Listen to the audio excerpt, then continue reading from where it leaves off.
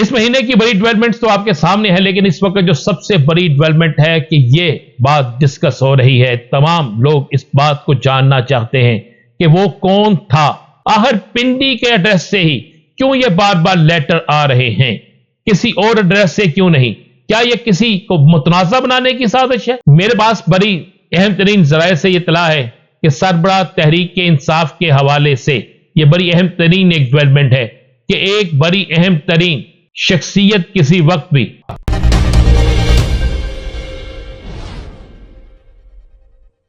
بسم اللہ الرحمن الرحیم، الصلاۃ والسلام علیکہ یا سیدی یا رسول اللہ، الصلاۃ والسلام علیکہ یا سیدی یا حبیب اللہ۔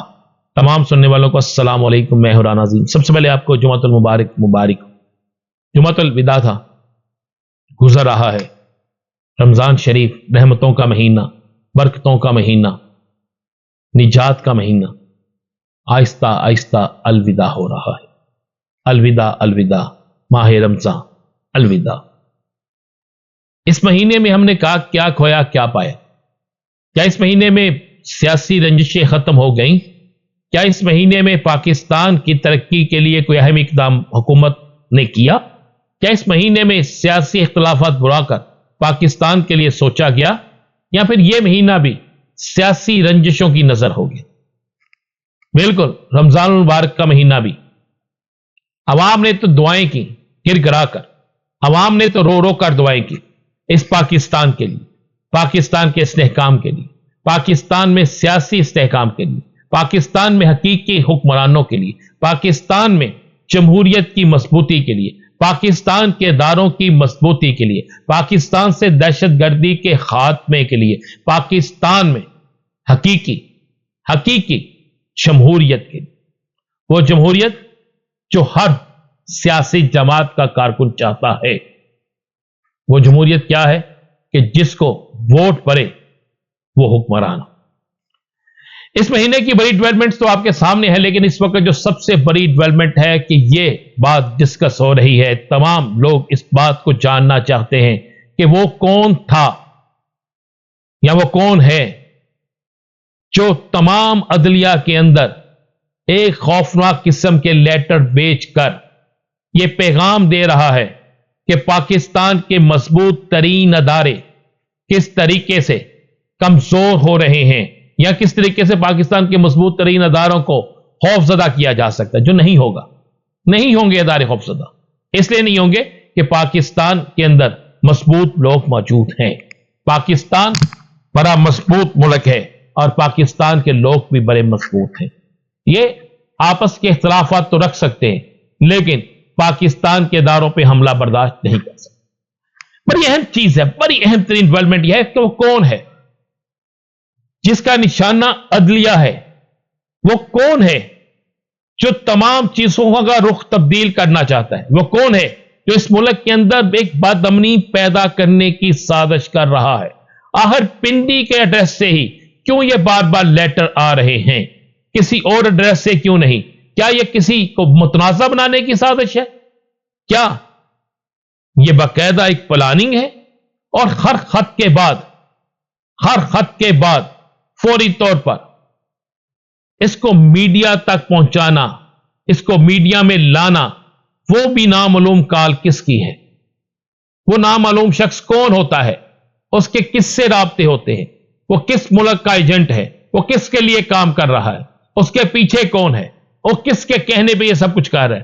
یہ آج بڑا اہم ترین ایشو بن چکا ہے، یہ آج انتہائی اہم ترین ڈسکس ہو رہی ہے، یہ آج ہر جگہ یہی بات ڈسکس ہو رہی ہے۔ جس طرح آج ایک اور لفافہ مل گیا، ایک اور خط مل گیا، اور اس میں جو کیمیکل ہے وہ انتہائی ایسا کیمیکل ہے کہ جس کے متعلق کہا جا سکتا ہے کہ جو انتہائی مضر صحت بھی ہے، جو انتہائی خوفناک بھی ہے۔ اور ایسی چیزیں آپ ذرا اٹھا کر دیکھیں، ذرا ہسٹری کو اگر آپ اٹھا کر دیکھیں تو یہ وہ لوگ کرتے ہیں جو کسی کو خوف زدہ کرنا چاہتے ہیں، یہ ایک ٹارگٹ کی نشانی ہوتی ہے۔ تو پھر وہ کون ہے؟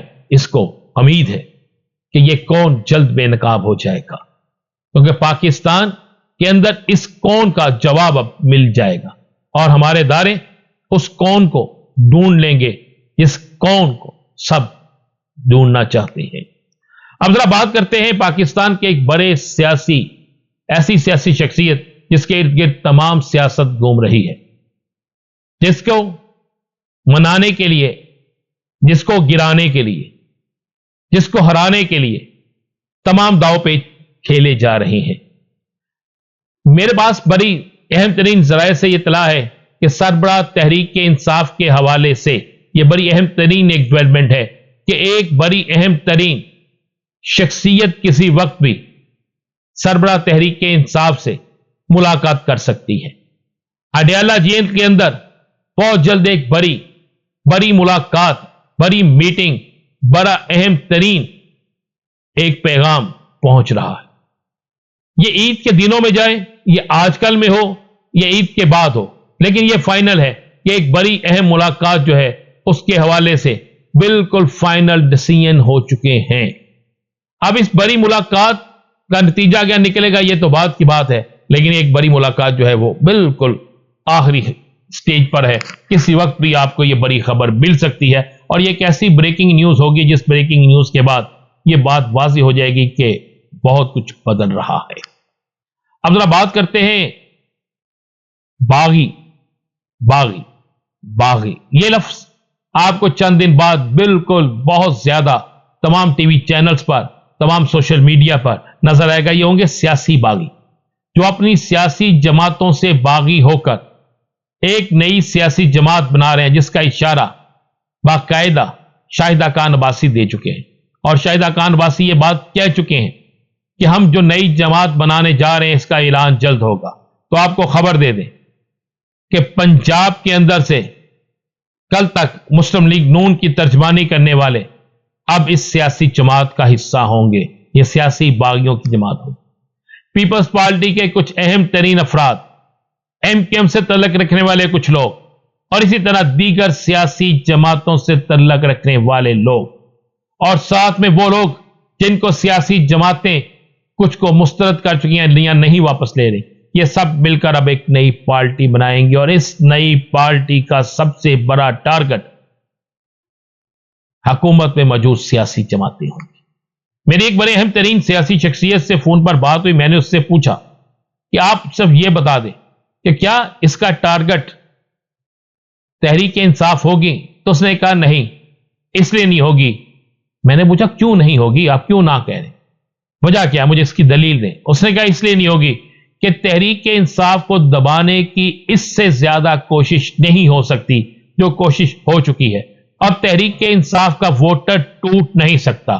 اب ووٹر ٹوٹے گا وہ جو ان سیاسی جماعتوں کے اندر ہوگا، جس کو چھوڑ کر اب بڑا باغی گروپ ایک نیا سیاسی اتحاد، نئی سیاسی جماعت بنانے جا رہا ہے، اور اس کا ٹارگٹ صرف اور صرف ان سیاسی جماعتوں جو اقتدار میں بیٹھی ہیں ان کو تنقید کا نشانہ بنانا، ان کو بالکل عوام کے سامنے بے نقاب کرنا، اور بہت سی ایسی چیزیں ان کی بے نقاب کرنے کی جائیں گی جو مختلف میٹنگز کے اندر گفتگو ہوتی رہی ہے۔ اس لیے سننے میں آیا ہے کہ اس نئی سیاسی جماعت کو روکنے کی بھی ایک بھرپور کوشش کی جا رہی ہے، کسی کو منا کر، کسی کو ڈرا کر، اور کسی کو گرا کر۔ ان تینوں چیزوں سے کسی نہ کسی طریقے سے اپنا مقصد حاصل کرنے کی کوشش کی جا رہی ہے، لیکن خبر دے دو ایسا نہیں ہوگا۔ بڑا جھٹکا تیار ہے، بڑا جھٹکا لگے گا۔ اجازت دیجیے، اللہ حافظ۔